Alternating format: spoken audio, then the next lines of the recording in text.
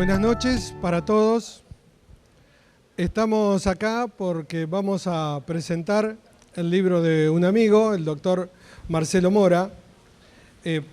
Todos creo que lo conocen, pero vamos a hacer una breve reseña de sus títulos y en base a eso es lo que ha trabajado. Es doctor en biología molecular y especializado en fisiología del comportamiento, más el título de médico psiquiatra, que es un poco la actividad que desarrolla actualmente. El libro que vamos a presentar es de Editorial Salerno y bueno, el doctor va a hacer la presentación más precisa con un PowerPoint, va a explicar un poco de qué trata el libro y después vamos a intercambiar preguntas y respuestas para tratar de entender algo tan complicado como es vivir en la Argentina con los políticos que tenemos. Este libro tiene varias cuestiones que tienen mucho que ver con lo cotidiano y varias palabras claves que por lo menos a mí me han llamado la atención, como es la palabra trampa, la palabra mentira, ¿no? El usar a la gente y un montón de cuestiones que han hecho que estemos en un país que todavía da mucho que desear y con muchas complicaciones. Entonces, bueno, para eso antes de empezar, si me disculpa, doctor, vamos a agradecer un poco el lugar donde estamos y vamos a pasarle un poquito el micrófono al referente acá del lugar. Teníamos un micrófono, está ahí. Acá. Hola. No, es allá. Gabriel Mazaro es el presidente del Rotary Club, acá Zona Sur, y va a decir unas palabras también antes de comenzar. Muy bien, muchas gracias. Bienvenidos a todos. Es un honor y un orgullo para nosotros poder compartir este espacio para una actividad tan importante como es justamente la presentación que estamos haciendo del libro de Marcelo. Desde el punto de vista personal, me une mucho a Marcelo. Es uno de los encuentros que hemos hecho muchas veces justamente a partir de su inquietud, su voluntad de conocimiento, el hecho de poder haber encontrado que los medios servían para promover justamente la salud. Y entonces en aquel momento, yo que soy psicólogo, él es que psiquiatra, encontramos ese espacio común de poder divulgar justamente esto, que también es una actividad solidaria. El poder hacer por los medios, de manera pública, de manera masiva, información para que todos puedan saber de qué manera poder entendernos y entender al otro, que tal es justamente el objetivo de este libro. Desde el punto de vista de Rotary, para nosotros es un orgullo el poder difundir actividades como esta, porque justamente entendemos que es la manera en donde podemos hacer acción social también a partir del servicio, del conocimiento y de la posibilidad de que todos podamos saber de que existe una manera de estar mejor, que es justamente conociendo nosotros mismos y a la mente humana. Los invito a que todos sean parte de lo que nosotros promovemos. Estaba leyendo la frase de Wiesenthal y yo la pondría al revés. Para que el bien prospere, solo requiere que los hombres buenos hagan algo. Y yo los invito a ustedes a que a partir de Rotary, los que quieran sumarse, pueden hacer muchas cosas por la comunidad. Así que bienvenido, muchas gracias y adelante con todo.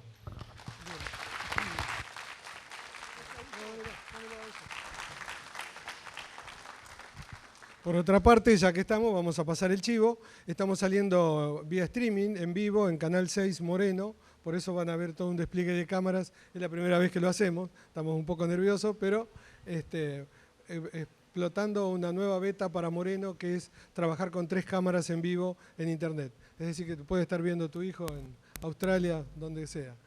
Bueno, ahora sí, lo dejamos con el doctor Mora. Bueno, muchísimas gracias. Hola.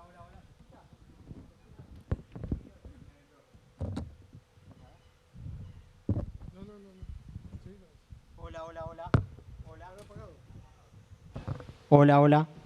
Me lo apagó Gabriel cuando... Bueno, muchísimas gracias a todos los presentes. Gente muy querida, en realidad. Gente que aprecio mucho. Cuando varias veces me han preguntado si todos los políticos son psicópatas, y de hecho no. En realidad hay una gran cantidad de psicópatas en la política, pero no son todos psicópatas. Y de hecho, mucha de la gente que hoy he invitado ha participado o participa activamente en la vida política de Merlo y de Moreno. Y la verdad que es un honor y un orgullo que estén aquí porque es gente diferente, es gente distinta. Entonces, la verdad que todo mi agradecimiento y un honor que estén aquí. Y les quiero agradecer también a mis compañeros del colegio secundario, de la escuela número 2 de Merlo, la escuela técnica, que además, o sea, todo lo que presentaron, los títulos que tengo, se los debo específicamente a la escuela técnica número 2 de Merlo, que fue el primer lugar de formación que tuve.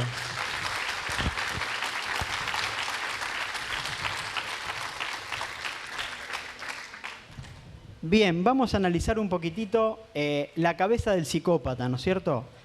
Podés empezar a pasar. El libro lo he escrito con mi hijo, lo ven ahí en la foto, perdón, que en este momento se encuentra estudiando en Australia.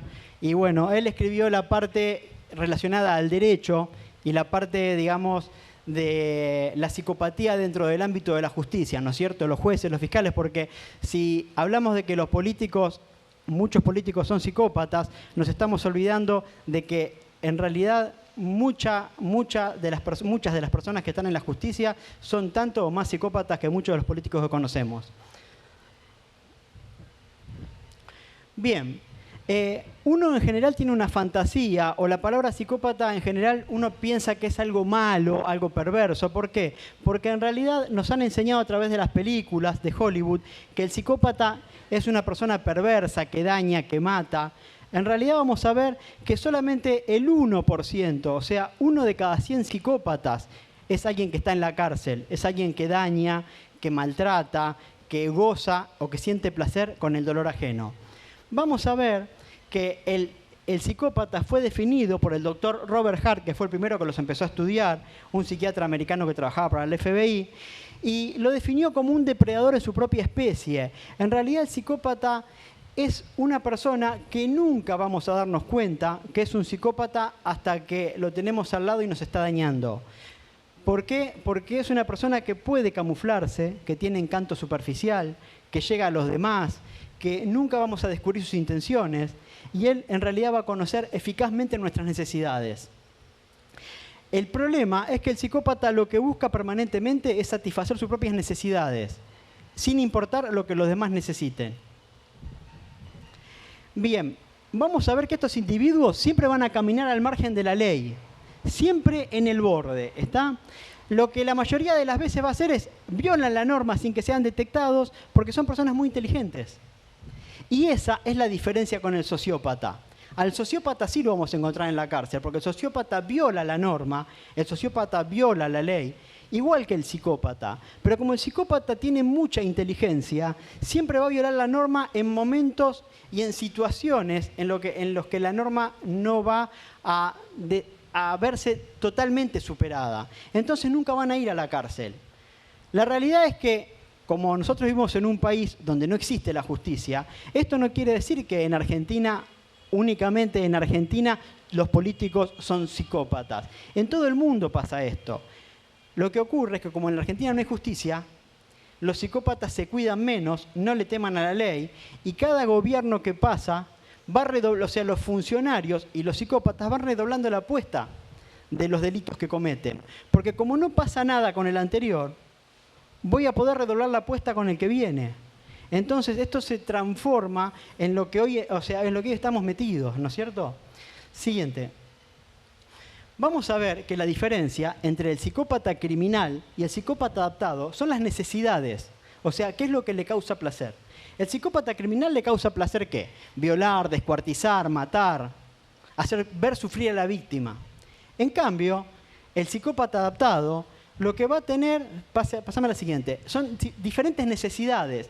Y esas necesidades tienen que ver con el dominio, tienen que ver con ver de alguna forma cómo él obtiene beneficios utilizando a los demás para que ese beneficio sea pleno. Va a ser un maltratador.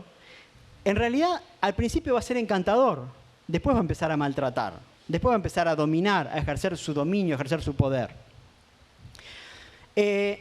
Fíjense que, digamos, el cerebro del psicópata criminal y el cerebro del psicópata adaptado no tienen ninguna diferencia. La única diferencia está en las necesidades. ¿En cuál es su motivo o su pulsión que le genera placer? Nada más que ahí está. Por eso unos dañan de una forma tan violenta a una persona, otros pueden dañar de forma tan violenta a sociedades. Manda más esto.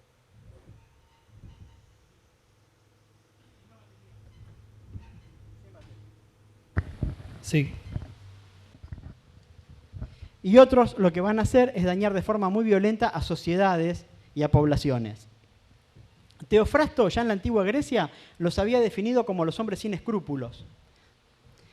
Se sabe que el psicópata no tiene ningún tipo de perturbación mental. Esto fue una discusión durante muchos años. ¿Por qué? Porque, digamos, si nosotros agarramos un psicótico y el psicótico comete un delito cuando está enajenado mentalmente, el psicótico no es responsable del delito que comete.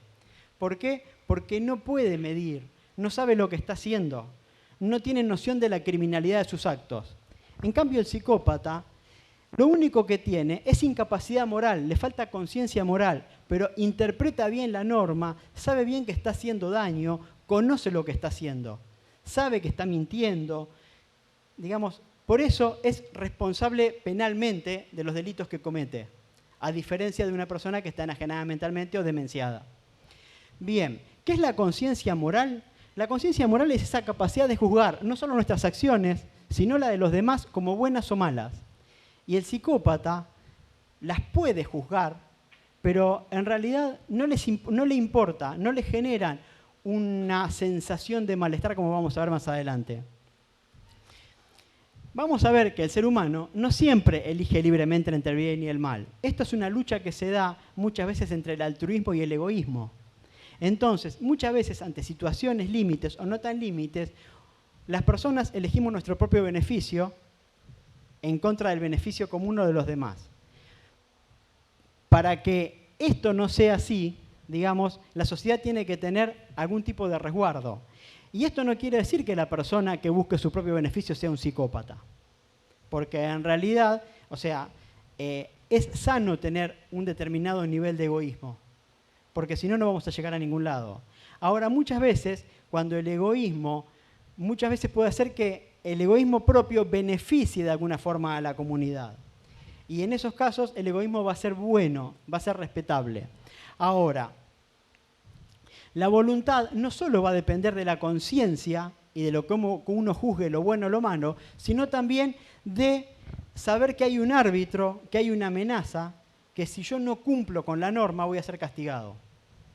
Ahí radica específicamente cómo las personas normales se van a comportar dentro del marco legal y cómo el psicópata no le va a importar esto. El primero que observó y se dio cuenta que los psicópatas estaban no todos en la cárcel, sino que la mayoría estaba en la política, fue un psiquiatra alemán, uno de los fundadores de la psiquiatría, que fue el doctor Schneider, en Alemania.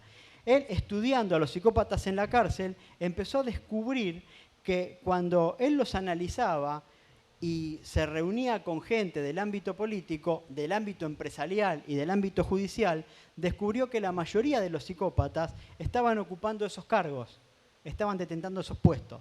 Así que fue el primero que lo determinó y esto hace aproximadamente en el año entre 1880 y 1920, 25, donde Schneider describió todo esto, aparte cosas absolutamente brillantes dentro de la psiquiatría. Siguiente. El psicópata adaptado pierde esa capacidad de sentir al otro como un igual. El otro para el psicópata adaptado es un objeto. Es un objeto para satisfacer sus necesidades. Lo que vamos a ver es que todas las personas tenemos una cosa que se llama teoría de la mente. La teoría de la mente es la capacidad de ponernos en el lugar del otro. Si el otro sufre, o está lastimado, o tiene un dolor, nosotros lo que hacemos es ponernos en el lugar del otro y en ese momento, al ponernos en ese lugar, entendemos lo que al otro le está pasando. Esto es la empatía. Esto es lo que hace que las personas sean solidarias con las otras. El psicópata no tiene esa capacidad de empatizar. No es que le falte empatía, porque se sabe poner en el lugar del otro, entiende lo que el otro necesita. Ahora, el tema es que no siente lo mismo que siente el otro. Porque cuando uno se pone en el lugar del otro, sufre por el sufrimiento del otro. El psicópata no sufre. esto le es neutro, no pasa nada, a él no le pasa nada respecto de esto. En el caso de los políticos argentinos, vamos a ver que estos están navegando en el mundo de la solidaridad. Generalmente lo que están haciendo es cruzadas por los pobres, por los necesitados, por los enfermos. Culpan y luchan contra los objetivos conspirativos externos. Ellos nunca tienen la culpa de nada. La culpa la tienen los yanquis, la culpa la tienen los rusos, la culpa la tienen la sinarquía internacional, el sionismo. Ahora, los que están dilapidando el país y los que están a pleno latrocinio son ellos. Entonces, los votantes, a través, digamos, de este convencimiento que se genera a través de los medios y de la política, nunca atribuyen sus males a estos corruptos que nos gobiernan. Siempre atribuyen sus males a estos organismos supranacionales que orquestan este tipo, digamos, de amenaza permanente. Y nosotros vamos a ver que una característica muy importante que tienen los psicópatas es su forma de actuar. Y esto está bueno. Yo esto lo he vivido en Cuartel Quinto, con algunas agrupaciones, porque yo, digamos, he trabajado en una salita en Cuartel Quinto y he militado políticamente en Cuartel Quinto durante muchos años, desde el año, no sé, 2000 hasta el año cuando renuncié a la Municipalidad de Moreno, ¿no es cierto? Ahora bien, uno ve que, ¿cuál es el accionar de estos muchachos que son psicópatas? Primero, hay una fase de elección de víctima. El psicópata empieza a salir a cazar a las víctimas. Dice, bueno, ¿quiénes son las víctimas? Es como un depredador que huele la sangre. Entonces el psicópata sale a buscar a una víctima. ¿Y qué víctima elige? En general elige a la persona que tiene una necesidad o al grupo que tiene una necesidad. Ese grupo necesitado generalmente son pobres, gente que no tiene para comer. Entonces ahí detecta. En la segunda fase es una fase de seducción y acercamiento. En esta fase el psicópata se acerca, es carismático, ofrece ayuda, ofrece contactos, ofrece bienestar. O sea, viene, trae gente, trae apoyo. Entonces la gente se empieza a enamorar y empieza de alguna forma a depender de esta persona, la empieza a admirar. Después tenemos la fase de dominio. En la fase de dominio, el psicópata ya empieza a entregar a cambio de, yo te doy, pero vos me tenés que dar, yo te entrego si vos me entregás. Por eso muchas veces cuando uno escucha en los medios que en las movilizaciones hay plata para llevar a la gente a Plaza de Mayo, yo les quiero decir que yo muchas veces he visto micro lleno de gente y nunca le han pagado a nadie. Es mentira, no se le paga a la gente. Mucha de la gente va porque quiere y mucha otra gente va porque en esta fase de dominio el psicópata le dice a la gente, vos tenés que ir porque yo te estoy dando. Entonces no queda librado su libre albedrío. ¿Está?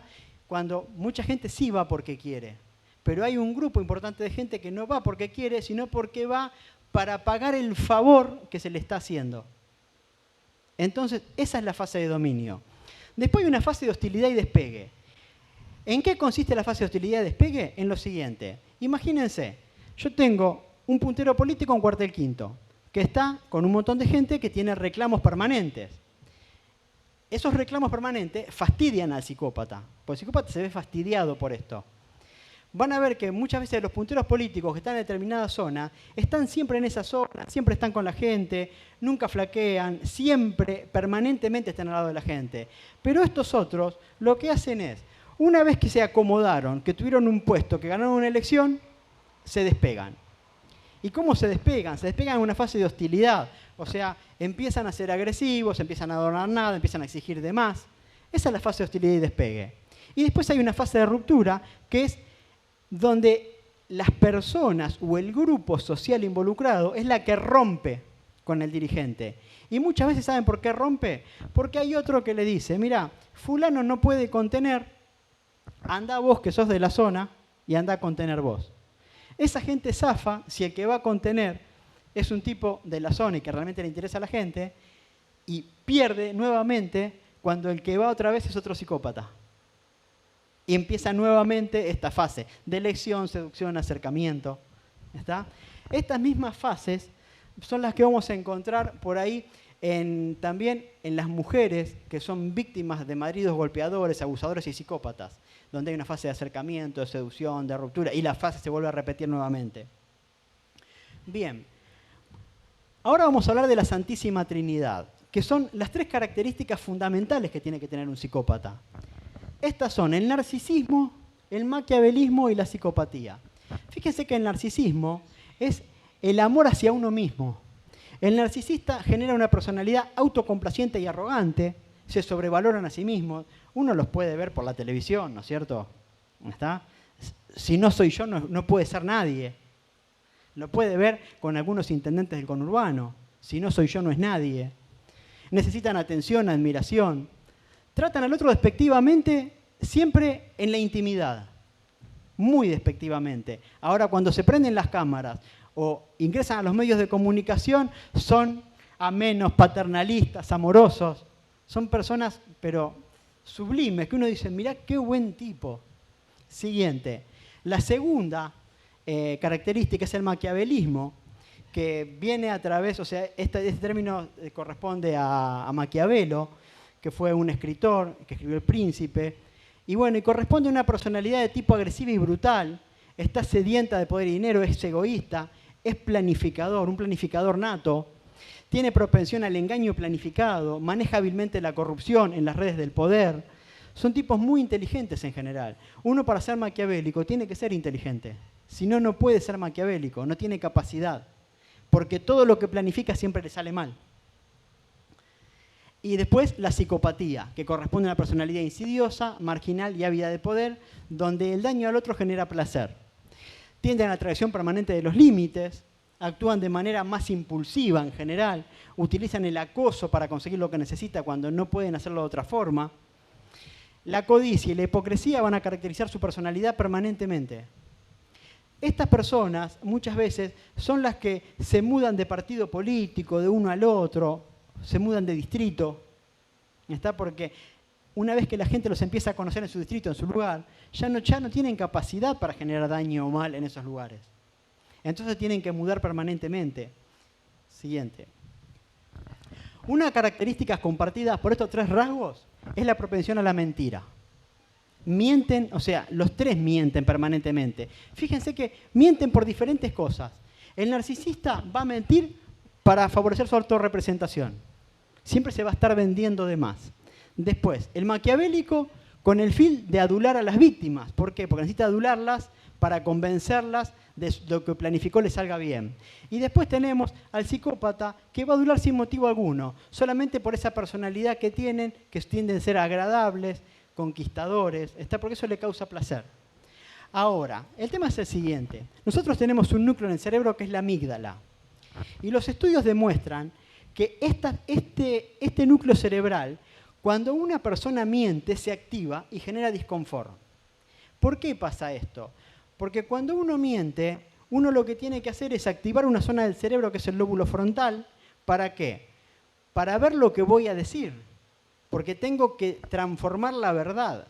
Entonces, al hacer esto, se activa el lóbulo frontal del cerebro, se busca en el banco de memoria del hipocampo a ver por qué lado puedo ir, y la amígdala responde con cierto nivel de temor y cierto nivel de disconfort. Entonces, las personas normales, cuando mentimos, y sabemos que estamos mintiendo, sentimos un ligero disconfort. El psicópata no lo siente. Siguiente. Ahora bien, fíjense, este experimento es fundamental. Lo que hicieron fue escanear el cerebro de 80 voluntarios mientras participaban en un experimento donde ellos obtenían beneficios si mentían o engañaban. Y veían que la amígdala, después de cada engaño, se activaba cada vez menos. Esto generaba un acostumbramiento. O sea que las personas se acostumbraban de alguna forma a mentir y a engañar, y esto no generaba nuevamente esa respuesta amigdalina. Cada vez era ese temor, esa disconformidad, ese disconfort era menor. Bien, entonces, durante un acto deshonesto, las áreas cerebrales implicadas, como decía, en el control ejecutivo, tienen que elaborar la mentira. El problema es que hay una variación en las redes y en las conexiones que tiene el psicópata respecto a la persona normal para esto. ¿Por qué? Porque el psicópata cuando miente, cuando engaña, no siente disconfort. Al contrario, puede sentir placer. Esto quiere decir que hay una zona del cerebro, que es el núcleo accumbens, que es el núcleo que se activa ante las respuestas de placer, que es lo que se va a activar en el psicópata cuando miente o engaña. Siguiente. Las primeras exploraciones científicas de cómo la fisiología podía revelar a un mentiroso empezaron con el polígrafo. ¿Se acuerdan del detector de mentiras que ven en las películas? Porque en realidad, cuando se activa la amígdala ante una mentira, cambia la frecuencia cardíaca, cambia el pH de la transpiración, hay vasodilatación, cambian los niveles, la conductancia eléctrica de la piel por el cambio de la salinidad de la transpiración. O sea que el polígrafo es un excelente detector de mentiras, porque el polígrafo lo que va haciendo es detectar estos cambios sutiles a la hora que se va haciendo una entrevista estructurada. Ahora bien, ocurre que los psicópatas muy avesados son inmunes al detector de mentiras. Las personas normales sí responden al detector de mentiras, los psicópatas no responden, porque su amígdala no se activa. Siguiente. Casi todas las personas, cuando imaginamos que alguien sufre, como decíamos hoy, tiene un sentimiento de ayudar. Esto no ocurre en el psicópata. Y esto pasa porque hay una técnica que es la técnica de traslación de enfoque, que es generar empatía. Y se hizo una prueba con 121 presos psicópatas. Lo que le mostraban al psicópata era lo siguiente. Le mostraban imágenes de una persona sufriendo. ¿Está? Entonces el psicópata explicaba, entendía lo que le pasaba a la persona, lo comprenden cabalmente. Ahora bien, cuando se ponen en el lugar de esa persona, no sienten lo mismo. Entonces hay ciertas regiones cerebrales que no se activan. Lo que ocurrió es que cuando vos le ponías a las personas normales estas imágenes, estas personas no solo entendían lo que le pasaba al otro, sino que se podían poner en el lugar del otro y había cambios fisiológicos en su cuerpo que el psicópata no tenía. Ahora bien, el doctor Joshua Green, que es psicólogo de la Universidad de Harvard, observó que los psicópatas descifran los dilemas morales sin ningún problema. Y hay un test de psicopatía que es muy interesante. El test fue elaborado por la filósofa Philippa Foot, que es el siguiente. ¿Cómo detectamos qué tan psicópata soy? Y esto es así, miren. Ustedes imagínense que viene un tren a toda velocidad y ustedes están en la estación del tren. Y ven que el tren no tiene frenos. Y el tren va a pasar y si sigue de largo sin frenos va a atropellar y va a matar a 5 personas. Y si ustedes jalan de una palanca, el tren se desvía, pero va a matar a un trabajador que está en la vía. Entonces, el test dice lo siguiente. Bien, si usted tiene la potestad de jalar la palanca y evitar la muerte de 5, desviar el tren y matar a 1, ¿lo haría? En general, todas las personas decimos que sí. ¿Por qué? Porque es evidente que es preferible salvar a 5 personas que respecto de morir una. Ahora bien, cuando nosotros jalamos la palanca, esto tiene que ver específicamente con la empatía fría. Tiene que ver con nuestro lóbulo frontal, cómo procesa inteligentemente las emociones, cómo hace el cálculo. Ahora bien, después la otra prueba es la siguiente. Te dicen, bueno, estamos en la misma situación, pero nosotros no tenemos una palanca para tirar. Hay una persona, un hombre muy gordo, de 2 metros de altura, que si yo lo empujo a las vías cuando va a pasar el tren lo atropella y frena. Entonces, a las personas normales, cuando les preguntan si empujarían al gordo a las vías, las personas normales, ya viste, el cerebro entra en cortocircuito, porque si bien calculan que es un beneficio, no lo pueden empujar, ¿entendés? Porque están matando a una persona.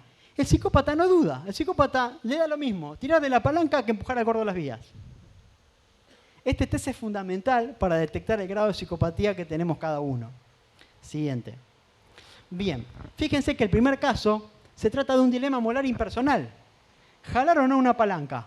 O sea, no me produce nada. No se involucran áreas del cerebro que tienen que ver con nuestros sentimientos y emociones. Ahora, estas, las del dilema impersonal, son áreas de la empatía fría o empatía cognitiva, que son las que producen el razonamiento. Siguiente. En cambio, en el segundo caso, nos enfrentamos a un dilema molar personal. ¿Por qué? Porque nosotros tenemos que tirar a la persona.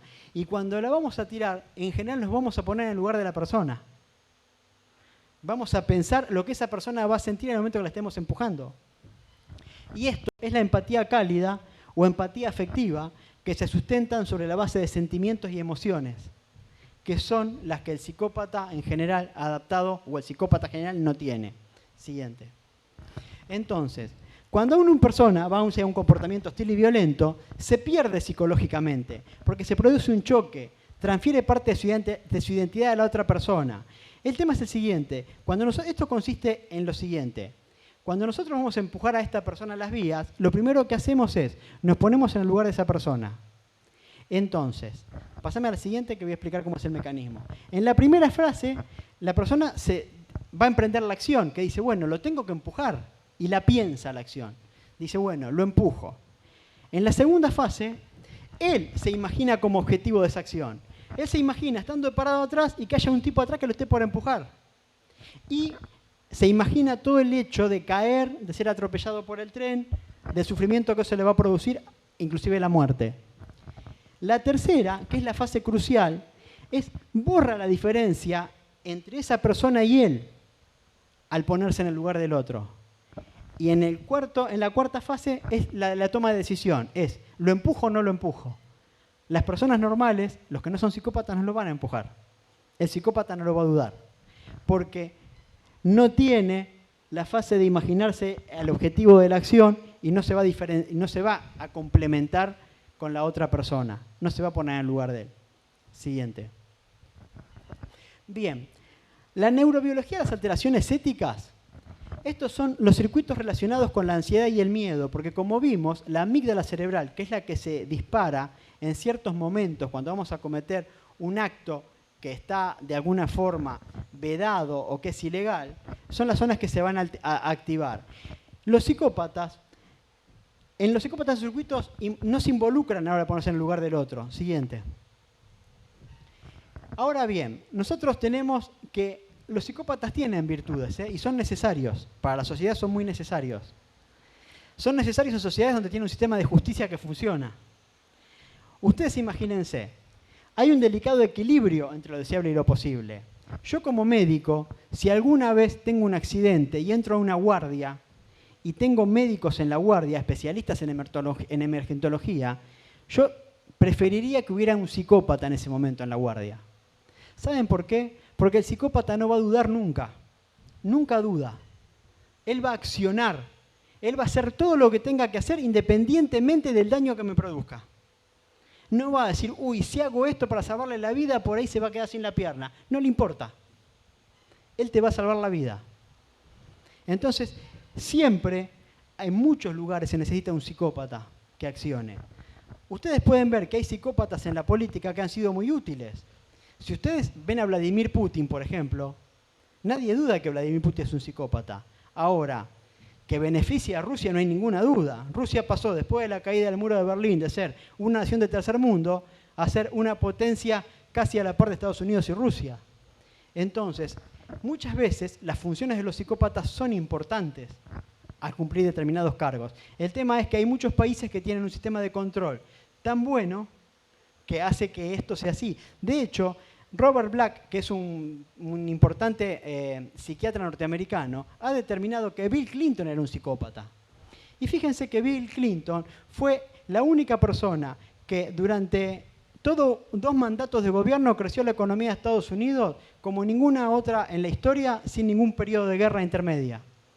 O sea que era un psicópata que era funcional, digamos, a su nación, a su país, independientemente de lo que él hacía, digamos, o lo que a él le generaba, el placer que le generaba la psicopatía que detentaba. Siguiente. Si pensamos en los rasgos psicopáticos como las perillas de un ecualizador, nosotros podemos ir tocando el ecualizador, o sea, de estas tres características que hablábamos hoy, ¿no es cierto? Psicopatía, maquiavelismo y narcisismo. Y según cómo los podamos regular, vamos a tener un tipo con una inteligencia brillante, un líder carismático, hacer crecer a su país, o del otro lado podemos tener un tipo como Hitler, ¿no es cierto? O como Stalin, que pueden mandar a millones de personas a la muerte sin inmutarse. Eso va a depender de cómo estas perillas se muevan adentro de la cabeza del psicópata. Siguiente. Hay un experimento que realizó Kevin Dutton en la Universidad de Oxford, que fue el siguiente. Agarraron a 30 estudiantes. Primero les hicieron un test y dijeron, estos 15 son psicópatas, estos 15 no. Y agarraron a 5 voluntarios. ¿Qué hicieron? Hicieron que los 5 voluntarios pasaran por una aduana ficticia, transportando una carga, que era un pañuelo rojo, por la que iban a recibir $100 si el que la pasaba la podía pasar sin que lo descubrieran. Y pusieron a los psicópatas como agente de aduana y a las personas normales como agente de aduana. Siguiente. Resultó ser que más del 70% de los psicópatas detectaban quién transportaba el pañuelo rojo. ¿Esto por qué? Porque vos, para transportar el pañuelo rojo y salir beneficiado y ganarte los $100, vos sabés que lo tenés, te ponés nervioso, querés ganar la plata. El psicópata puede olfatear eso. El psicópata olfatea el miedo. El psicópata se puede poner en el lugar del otro y sabe quién es el que está violando la ley, porque tiene la capacidad de violar la ley y tiene la capacidad de ponerse en su lugar. Ahora bien, fíjense que los que no eran psicópatas, solo un 30% detectaba al traficante. ¿Esto qué significa? Que se pueden concentrar en la debilidad, olfatear el miedo, esto es fundamental en la caja de herramientas del psicópata para poder, digamos, beneficiar y prosperar. Siguiente. Bien, vamos a ver que estas capacidades del psicópata son fundamentales para gente que va a detentar determinados cargos, fiscales, policías, aduana. Si tenemos un efectivo sistema de control y no dejamos que estos psicópatas hagan lo que quieran, porque veamos cómo estamos, ¿no es cierto? La policía aeroportuaria, aduana. Como no hay un sistema de control, acá es un desastre. Pero digamos, en los países que los sistemas de función controlan y pueden regular el accionar de esta gente es súper eficaz. No hay nadie más eficaz que los psicópatas adaptados, que son cazadores de psicópatas. ¿Por qué? Porque pueden pensar como ellos. Se pueden poner en el lugar de ellos y los pueden detectar, cosas que las personas normales no podemos hacer. Entonces, estos tipos son fundamentalmente inteligentes a la hora de detectar este tipo de cosas. Vemos que las capacidades empáticas, porque mucho tiempo se pensó que los psicópatas no eran empáticos, no se podían poner en el lugar del otro. En realidad sí se pueden, mejor que las demás personas. Pero lo que pasa es que al ponerse en el lugar del otro no sienten lo que el otro siente, pero detectan bien lo que el otro siente. Ahí está el tema. Siguiente. Bien. La idea de que más empatía siempre es mejor es falsa. Un exceso de empatía puede resultar contraproducente. Si nosotros tenemos cualquier acto político, mucha gente que está acá, que se dedica a la política, cualquier decisión política que tomemos, siempre va a beneficiar a unas personas y afectar a otras. Entonces, las personas normales, las personas con sentimiento, las personas muy empáticas, siempre van a tener la duda a la hora de tomar una decisión. ¿Por qué? Porque van a pensar no en los beneficiados, sino que van a pensar siempre en los dañados. Y eso los va a hacer titubear, eso va a hacer que no sean tan efectivos en la toma de decisiones, eso va a hacer que duden, eso va a hacer que retrasen la toma de decisiones, eso va a hacer que el daño por ahí que generen sea mayor. El psicópata no va a dudar. El psicópata sabe que si el camino es por acá, va a ir por ahí sin dudarlo y no le va a importar los que se quedan afuera del camino. El tema es que, digamos, si el psicópata tiene a su alrededor gente que no es psicópata, muchas veces los que quedan fuera del camino son asistidos por los no psicópatas que están alrededor. Pero el psicópata va a ir siempre en una dirección. Por eso muchas veces es importante que algún rasgo de psicopatía la persona que gobierna tenga. Siguiente. Tenemos que entender una vez por todas que la nuestra es una sociedad precapitalista, en donde la división de poderes es irreal. No existe división de poderes en Argentina. Solo se esgrime como pantalla para hacernos parecer republicanos, democráticos, justos, derechos y humanos. Pero la justicia forma parte de la misma podredumbre de la política. Entonces, al no haber división de poderes, estamos como en la Edad Media nosotros. Somos una sociedad precapitalista. Esta es la realidad. Y esta es la patología del sistema penal argentino. Siguiente. A finales del siglo pasado, en la ciudad de Nueva York, que era considerada la más insegura del mundo, fíjense, había en el año 1990 2.245 asesinatos en un solo año. Asume Giuliani, y aplica la ley, la normativa de tolerancia cero. Ahora bien, la tolerancia cero muchas veces se vende como que es viola los derechos humanos, que va en contra de los pobres, que va en contra de la gente que no tiene recursos. No, la ley de tolerancia cero es todo lo contrario. ¿Saben lo que es la ley de tolerancia cero? La ley de tolerancia cero es que por pequeños delitos, pequeños, insignificantes, las personas vayan presas.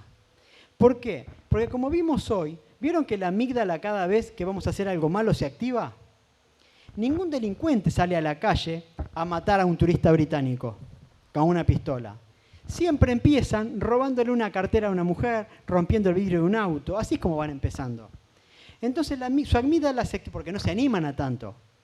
A medida que delinquen en estos pequeños delitos y estos delitos le van saliendo bien y no van presos o van presos pero salen el otro día, su amígdala cada vez se dispara menos. Entonces escalan cada vez más en la agresividad y en la violencia. Esto fue lo que descubrieron los psiquiatras americanos que venimos viendo. Y esto es la ley de tolerancia cero. Entonces, si una persona le robaba la cartera a una anciana en las calles de Nueva York, le daban 5 años de prisión. No había ningún tipo de atenuante. Entonces, cuando esta persona salía de la cárcel, estaba realmente en condiciones de no volver a delinquir. ¿Por qué? Porque la activación de la amígdala que alguna vez había tenido al cometer ese hecho, hoy le generaba más temor después de haber recibido el castigo que recibió. Y fíjense que en el año 2001, de 2000 y pico de muerte pasamos a 500, y en el año 2017 hubo 290. Esto específicamente porque a pequeños delitos, grandes penas. Entonces, no dejan que el cerebro de estos individuos escale en su nivel de psicopatía y en su nivel de agresividad. Siguiente. Bien, ya lo explicamos. Bien. El Estado, en este caso, no permite que prospere la infección. De la misma forma que si yo tengo que cortar o amputar un dedo para que la infección no se propague por todo el brazo y después tenga que cortar el brazo, lo que hace el Estado es esto en esos países. Es cortar el dedo y la infección no se propaga. Siguiente. Muchos estudios demuestran que sin venganza una convivencia social duradera es imposible. ¿Y esto qué quiere decir? Que la justicia, más allá de toda la filosofía del derecho que podamos hablar, tiene que ver específicamente con la venganza. Entonces, cuando una persona se comporta de forma injusta, nace en el resto de los individuos el deseo de hacérselo pagar. Y saben que esto no solo pasa con las personas, pasa con todos los primates, pasan con los chimpancés, pasan con los gorilas, pasa con los babuinos. O sea, para poder vengarse, para poder hacer justicia, siguiente, lo que tiene que hacer el individuo es identificar al agresor y poder ejecutar su castigo. Y saben que hay algo muy interesante. En los monos, en los chimpancés, muchas veces, cuando otro individuo le produce una agresión y no se puede vengar porque tiene mayor fuerza, mayor fortaleza, se vengan con familiares cercanos más débiles. Ejecutan la venganza. Ahora, esto es importante porque eso es el sistema natural de justicia que tenemos incorporado. Lo que los jueces tienen que hacer es llevarla a la práctica para que de una vez nosotros podamos sentir placer al ver que la persona que cometió un delito, que hizo un daño, sea de alguna forma encerrada, pague por lo que hizo. ¿Por qué? Porque cada vez que nosotros vemos a una persona que cometió un delito encerrada o que recibe la justicia adecuada, se nos activa un núcleo del cerebro que mencionamos hoy, que es el núcleo accumbens, que es el núcleo del placer. Y si esto no sucede, las personas cada vez juntan más odio y más resentimiento. Entonces esto va infectando, va contagiando a una sociedad.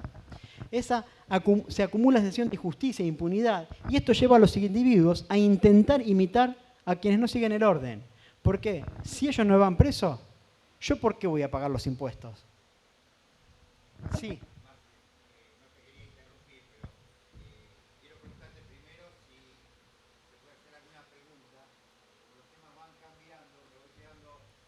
Dale, sí, ya termino, son 2 o 3 primeras más y nos dedicamos a contestar preguntas y a charlar entre nosotros. Bien, cometemos un grave error si creemos que podemos crear un orden dejando de lado la naturaleza humana. ¿Por qué? Porque la naturaleza humana es esta, es esperar que el otro sea castigado para vivir en sociedad. Si ese no es castigado, yo lo que voy a hacer es imitarlo. Siguiente. Fíjense, esto es lo que demostró el biólogo especialista en fisiología del comportamiento de Wall. Vio que todo animal que debía perpetrar un comportamiento negativo debe tener en cuenta dos elementos primordiales. Primero, reaccionar ante la injusticia percibida. Y segundo, identificar al responsable de la injusticia y aplicarle castigo. Porque hay animales que no son tan inteligentes y que cuando reciben una injusticia se vengan con cualquiera. Eso lo que hace es específicamente redireccionar la frustración. La direccionan en cualquiera. Es como, por ejemplo, ese tipo violento que es maltratado en su trabajo y llega a la casa y le pega a su mujer. Se agarra con el más débil. Bueno, eso no es ejecutar una venganza. Eso es redireccionar la frustración. ¿Se entiende? Siguiente. Los cerebros de los sujetos de experimentación que observados por técnicas de imágenes, les estudian el cerebro con técnica de PET scan y ven qué zonas se activan, ven que cuando una persona considerada injusta padece dolor, el núcleo accumbens se activa y esa persona siente placer. O sea que sentimos placer al ver que la persona que hizo algo que dañó a alguien sufre y es dañada. Siguiente. Entendemos entonces que la aplicación de penas a las conductas delictivas no solo es importante para castigar a quien rompe la ley, sino también para que el resto de la sociedad sepa que puede contar con un Estado que va de alguna forma a protegerla frente a las diversas amenazas que se van a tener. Siguiente. Las sociedades enfermas como la nuestra, las conductas criminales, antisociales y autodestructivas se realizan en las estructuras del Estado y de los partidos políticos. Entonces, no son consideradas como tales estas conductas. Son consideradas normales. Entonces, ¿por qué pasa esto? Porque esto no se aleja de las expectativas de muchos individuos que quieren llegar a los cargos políticos. ¿Para qué? Para conseguir de alguna forma su ascenso social.